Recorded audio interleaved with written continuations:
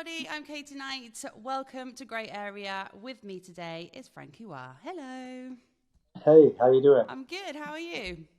Yeah, I'm good, thank you. You're gonna have to excuse me. I've got my dog at the side of me, right? And he knows when I'm doing an interview. He's never interested in sitting there now, and he's just come next to me. So if he barks, That's because he knows I'm fine. doing an interview. My dog always tries to get to my interviews as well. What's your dog Yeah, called? yeah. Pardon? What's your dog called? Arnie. Arnie. Well, hi, Arnie. Yeah. You're He welcome. used to be. He used to be like the gym mascot. I used to own a gym, so he got named after Arnie Schwarzenegger. Oh, bless him. So you have been on Grey Area before. We've had you as an artist spotlight here before, speaking all about things Franky Wah. But this time we're going to be talking about all things Shen. Your Yep. label, event, and clothing brand, which you launched back in April last year, April 2022. Yes. Yep. And in 10 months, you've done so much. Yeah, it's crazy to be fair. I mean, I always put a lot of pressure on myself and getting things going and when I actually look at it in hindsight, yeah, it's moving fast, isn't it? Very fast. Very, very But fast. I think it's sort of like it's been in the pipeline. I think three years, maybe a bit longer. But I wanted to wait till I built my profile as an artist before I launched it.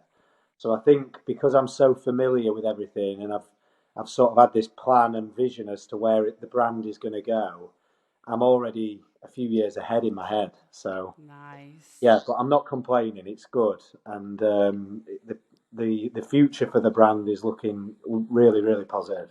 Let's just talk a little bit. Let's go like right back to the beginning and talk a bit Yeah, about the name Shen and right. where the name comes from, where the general concept, what's the actual story behind Shen, and also just talking to us not just about the name but also its visual identity and Yeah, how the whole idea came about.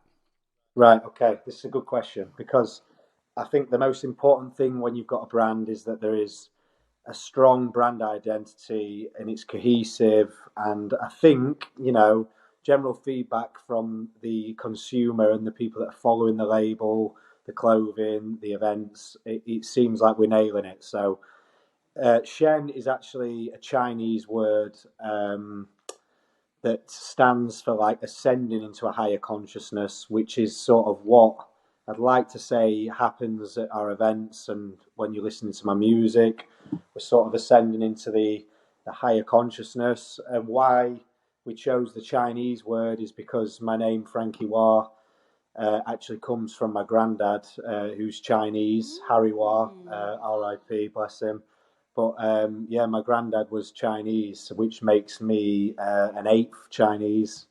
Wow. And I inherited the name, and this is where we're at with the whole Chinese brand. And then we decided we really liked the whole Terracotta Warriors. We think it's sort of, I don't know, with the music and the visuals, it almost, for me, it feels quite moving. So that's where everything comes into to play, really. You've got the name Hua, that comes from my family, which ties into the Chinese word Shen, which stands for higher consciousness and ascension, if you like, and the images of a Chinese heritage. So yeah, You that's the brand. you said that this is something that you've had in your head for a while. Had you always known that this was going to be the name of the brand? Was that something you've had from the No, very beginning? no. So that was a case of me getting two of my friends, one of them being the promoter that booked me for my first ever headline show. I said, look, I really want to launch a brand. I need a brand name. So my childhood best friend come and met me. My other mate, who's a promoter, come and met me. And we decided we'd go to a cafe to have a coffee. And we was 10, 15 minutes, we was all in the car. 10, 15 minutes in, we hadn't got to the coffee house and we came up with the name. Meant to So, be. If it was yeah, that and quick. I think it's a nice word and it sounds nice. It looks nice. We've used, obviously, if you look at the word, the logo that we've used an accent above the E, which I like, but we've actually used that as a feather. And a feather is just another positive symbol for ascension and higher consciousness. So yeah, we tend to do the when we've done an event before, we hang a big feather above the booth. So you've got a bit of brand in there as well. Get some big terracotta warriors as well, and yeah, it's that's the brand. I love all the warriors on your like the videos that you do when you do a release. It's really Yeah. like you just like can just sit and watch it for a really long time. Definitely, definitely. It lures you in, It doesn't it? does, yeah. It's Yeah. really nice. You mentioned before that you didn't want to really launch the brand until you'd kind of grown your profile as an artist. At what point did you realize, okay, now is the right time to do this? I think since I sort of stood on my own 2 feet, moved away from doing lineups and events, and I was actually moving to sort of hard tickets and selling out my own shows, I thought, yeah, do you know what? There's an audience here. I've got a lot of traction, and it's took a long time to build it up, but you just know, I think. And I mean, there's two ways of doing it. I see people sort of, they're building the career and the careers here, and then the brand, and they just keep topping it up. But I wanted things here because the minute you launch a brand and you're here, your brand instantly jumps to there, and then you build that, and then you're there. So it's easier to attract artists to your label. It's easier to put on your own event, for instance, because if I was doing events, nothing wrong with starting small and building it. That's what I've done with my own career.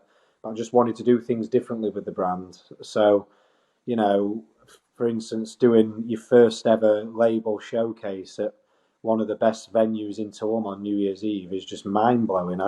That wasn't something. I mean, I dream big, but that wasn't even something I was thinking was possible, and it happened. So Tell us about that, because was it a Mia in Tulum? Okay. and you look at the roster of the artists that they've booked and who was there prior. I think like John Digweed was there a couple of days after, who's one of my idols. And I mean, it's fair to say you can't talk about the history of underground house music and not really talk about John Digweed, can you? Absolutely. So yeah, to the caliber of artists that play there and the fact that my headline event with my brand got chose there for such a key date in the diary for New Year's Eve. It's just it's mind blowing. I still don't think it's sunk in, that one. How does it feel playing for your own brand? Because I'm sure it's not the same going to an event and like playing for somebody else and actually going and be like, this is mine. I did this. I think it feels more like what I can imagine, because I'm not married, but what your wedding day must feel like. Yeah, that's a very good way to put it. You have to get round everyone, make sure everyone's had a good time. Yeah. You know, check on everyone. But yeah, take that out of it, and it's a really touching feeling, to be fair, because you feel just like going back to what I was saying about doing the hard ticket events, and you know, you can play the lineups and for different brands and that. You don't really know who's there for you and who's just there for the brand, who's there maybe to see another DJ on the lineup. But when you do your own thing, you ultimately know that everyone's there for you, and it's just a great feeling. It's what me personally I've worked for my whole career, and it's nice to have it at that point where we're at, really. And especially, as you said before, on such a key date of the year, it's not just some random January, February, which is, you know, a lot of people are there in Tulum, but for a special date like that, it must have been such an amazing feeling. Yeah, definitely. And I think that, you know, there's so many other amazing places to be. For instance, like last year for New Year, I was actually in New York on an incredible lineup. But I think the way Tulum is now so well established, I think all eyes of the industry are now on Tulum for New Year, and that first 2 weeks of January, it's all about Tulum, isn't it? It is. It's just like Ibiza in the summer, really. Tulum is the winter spot now, isn't it? It is. I was there the first, it was the second week of January as well. And literally, it felt like I was in Ibiza, because everybody that I saw in Ibiza, I saw in Tulum. It was so strange. Definitely. Why would we be anywhere else? I mean, you told me you live in Ibiza. Lucky you, but I don't. I live in the cold UK. Next year, I flew home from Tulum, and I was like, why have I even come home? It was freezing. Yeah, it's so lovely. Next year, I think I'm going to locate over there for a month, I think. Yeah, it's definitely a good place to be, for sure. Yeah. When you launched Shen in April 2022, would you have imagined that you would have been doing events in Tulum at that point? No, absolutely not. I mean, I was planning something for the UK, I think, first quarter this year. That was sort of in the pipeline for me and what I'd envisioned, but never did I think Tulum was going to come so early. And there was an element of, yeah, let's just go for this. But there was almost an element of like, I don't want to jump the gun and go set my sights too big too soon. But Mm, then I sat down, I weighed it up with my management and my team and that, and I thought, yeah, do you know what? Let's go for this, and it paid dividends. good, I'm sure. Just go back to the label side of things. Besides releases from obviously yourself and collabs that you've had with Sasha and Christoph, Yep, artists such as Korolova, who was the first official sign in to the label. yep, You've also had Shadow Child, Out of Mind, Page, James Organ, Trutopia, who have all released on Shen. How would yep. you describe the Shen sound? I think the main sort of ethos of Shen and the identity that we want to build is this melodic slash progressive tribal sound. Mm-hmm. It's what I played 3 or 4 hours of in Tulum, and I think the setting in Tulum was perfect for it, Absolutely. as is Ibiza. That sort of very earthy, organic tribal sound.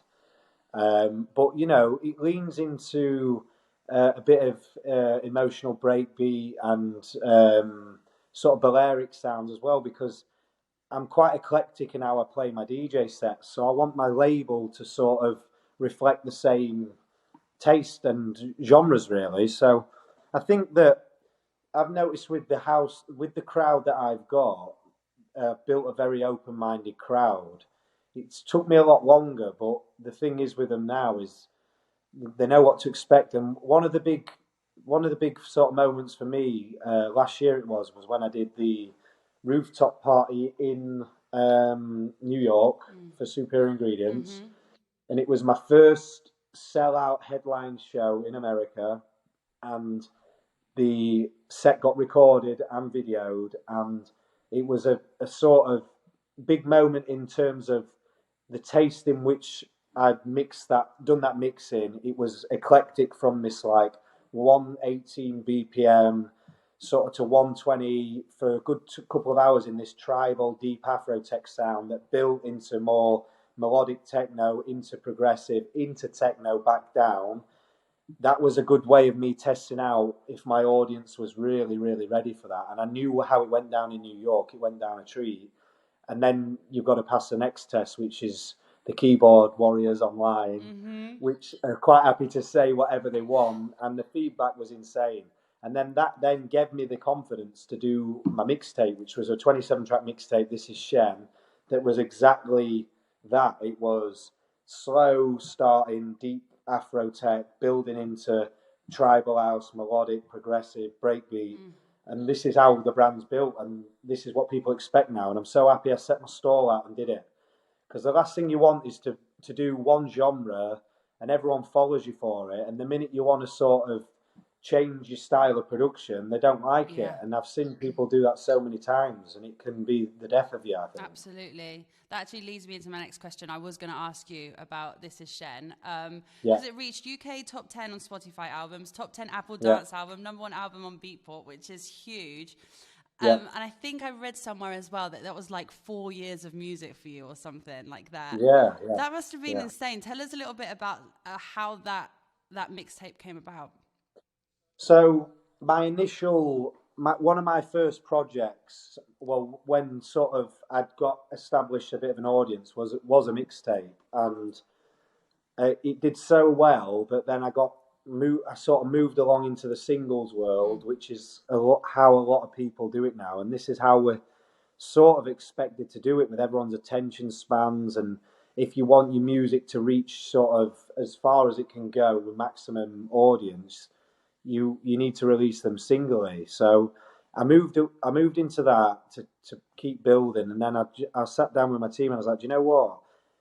I've got so much music. Like I've got over a thousand unreleased demos. 1,000. Yeah, yeah, Wow, that's loads. exactly. And we were sort of just sat there like, do you know what? What what are we gaining from this music just being sat on the hard drive? So the idea was to do this visual mix. We'd been approached by YouTube, and they said, "Look, we'd love to collaborate with you and do something visually for this mixtape you're working on." So I think the mixtape initially started with 8 records. Wow. Then it went to 12, and then I was like to my manager, look, I need to get more in on this. I need it to be a proper journey. So then I think it went to 32, and then I whittled it down to 27. And then it was my job. Well, no, I think we got to 35 in total, but then what I needed to do was make the mixtape make sense as a mix. So everything needed to flow in key and be as seamless as possible. So then the 35 records whittled down to 27.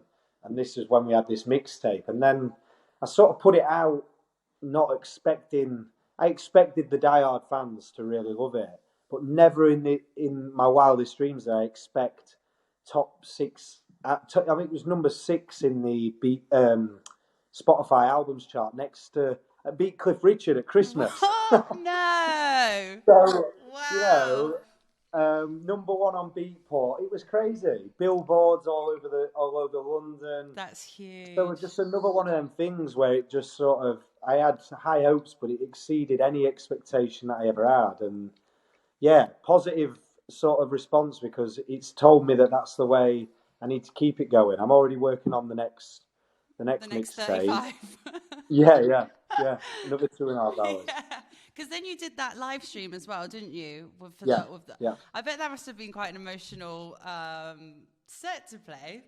Yeah, it was crazy. And you leaned on obviously the 4-year thing. So I haven't non-stop been working on this project for 4 years, but there was records in the mixtape This Is Shen that were made 4 years ago, and I guess it's also a sign of where I was at 4 years ago. I just don't think that the audience that I had then and me as an artist was ready for the sound that I was producing then. I think maybe it was a bit too forward thinking. I had to build into that.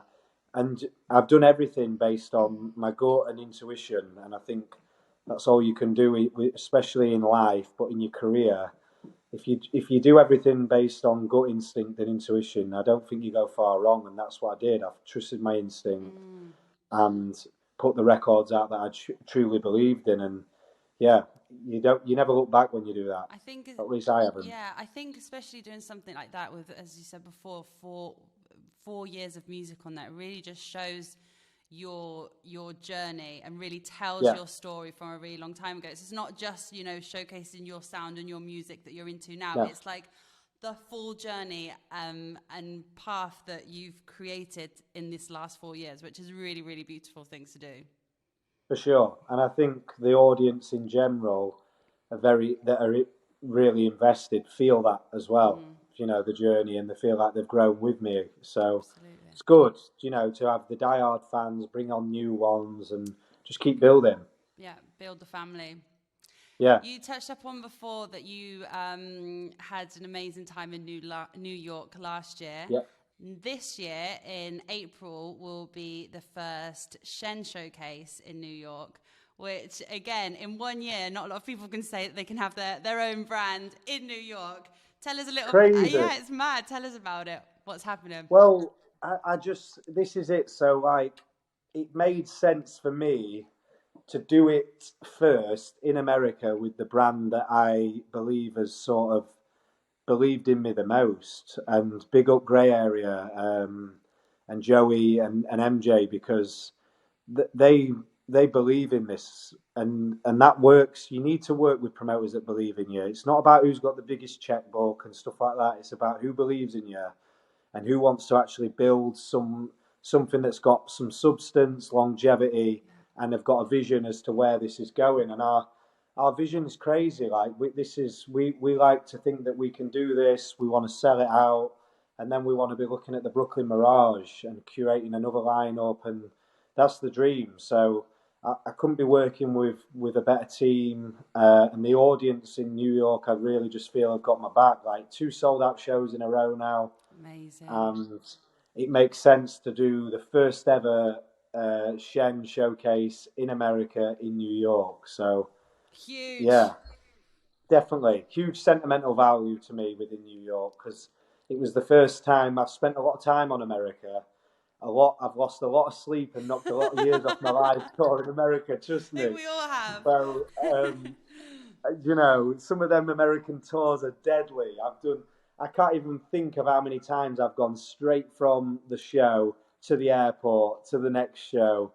But you know, when you do your own headline show in New York and it sells out, it's all worth it. Yeah. And yeah, big up anyone listening in from New York. I love you all. So And this time with your own brand on top of that. It's going yeah, to be amazing, huge. yeah. And one of my really good friends, actually, Daly, Hot Since '82.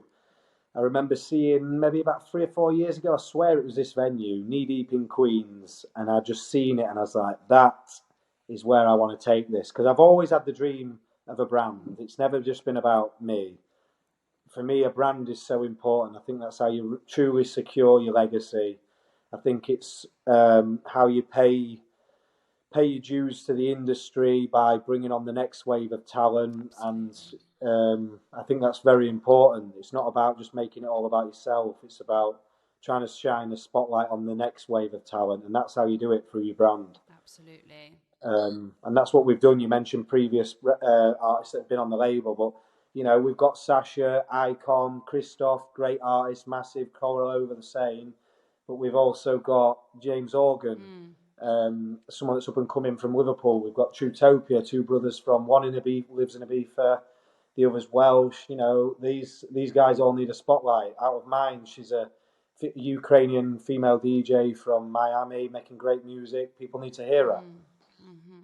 Apart from obviously the event that's coming up in New York, is there anything else that you can share with us that is coming up with Shen? Yes, right. So I thought you never asked, actually. 16-week residency in Ibiza. I mean, Huge. just listen to that. I mean, that's what I've dreamed of since watching Kevin and Perry 22 years ago. I don't know if anyone in America would know who Kevin and Perry Go Well, if Larger, you don't but look watch it it, you up. need to know You what it need to is. watch it. Exactly. Yeah. So, I mean, and that the way that came about, right? So, without waffling on too much, but I was over in Ibiza, and I was out for a meal. I was playing Amnesia, and we was out for a meal. There was Danny Howard there, the Radio One DJ, handful of other people. I think Gorgon City was there, his manager, and we was all chatting loosely about manifesting and things like that. So Danny was like, "Do you believe in that, Frankie?" And I was like, "Yeah, I do. Yeah." So conversation moved on from that, and his manager Sophie says, "What are your plans for Ibiza next year? Do you have? Surely you've got your own plans." And I says, "Well, do you know what? I don't know." I said, "There's a few things on the table, but I really want to do my own thing at this new club called Club Chinois." No, actually, I says, "A new club, I can't remember the name." And Sophie went, "Is it Club Chinois?" And I says, "Yeah." "How did you know?" And she says, "Because I just think that club would be perfect for your brand, your vibe, your sound." So I was like, "Yeah, yeah, that's it." So I really want to do something there. So carried on eating the meal, and then next thing I know, Danny Whittle is stood at the table, and he says, "Franky Wah," and I went, "Yeah," and he says, "I knew it was you." He says, "Me and my wife and my daughter have just been looking at photos of you on Google, arguing as to whether it was you or not." He says, "I knew it was you." He says, "Look, I'll not keep you too long, but what I want to talk to you about is I've just taken over Club Chinois and I want to offer you your own residency next year." Wow. And Danny Howard, as my witness, was like, "What the fuck?" He's like, "You've just been talking about manifesting and all this, and then this residency's sort of dropped on my lap." That's And then when we went into it, I mean, 3 weeks prior, I'd sent my manager a photo or a video from this club saying, "Do you know about this club? It looks mint." He goes, "No." But it turns out that that day was the day that Danny Whittle signed his contract to join there. And he was like, "That was the day I knew I was going to bring you in." And then the plot thickens. So you go into the toilets. They've got these bowls, these toilet sinks, and they are the exact identical pottery that, because my granddad Harry Wah used to own a pottery shop. He bought my mum and her two sisters this matching pottery set for their wedding presents, and that's in the toilet there. You're joking. No, and then there's three big pillars that run through the club that are all covered in gold feathers, and that's the logo for Shen. Shen, a big gold feather. It was meant to be. I think it was, you know. I mean, there's 100%. enough signs there, isn't there? Definitely. Oh, that gives me stuff. I love stuff like that. Yeah, Manifestation does work. It's it true. does work. It's the thing. It's the thing. Wow, exciting times. And I agree with Sophie. Club Chinois Yeah, is the perfect space for you and your sound, I think, as well. yeah, It I is. It's agree. such a lovely, lovely vibe in there. Yeah, and I think that I don't know. Without like Ibiza is changing a lot, and I think a club like this is needed right now in Ibiza because it is. You know, the clubs are amazing, but there's a lot of super club vibes, and I think that bringing it back to around what 1,500 capacity, I think that's where it needs. There needs to be clubs around that size, Yeah. and that you get the intimacy and yeah, that general feel. I think Yeah, it is. sometimes 4,000, 5,000 clubs they're great, but they can lose that bit. No, 100%. No, it definitely is. It is just like intimate. It's always like a really nice crowd, really good sound Yeah, system, and a yes, brilliant that's it. Sound location. system. Yeah, Sound system's bang on, isn't it? yeah. Oh, big things happening for Shen this year. Yeah, and then we're looking. We've got a date held for the last quarter of this year, I believe, at the Blackstone Warehouse in Liverpool. So I don't know if you know that venue, but incredible venue. We're either looking at that or warehouse project. So again, just pinch me, flipping heck, it's crazy. All this in 1 year. And it's just the start. Yeah, It's just the start. yeah, yeah, Well, we're exactly. so excited to have you with us again with Grey Area in New York. I know it's going to be so much fun, and also here in Ibiza. So I'm not even going to wish you luck because I don't think you need it.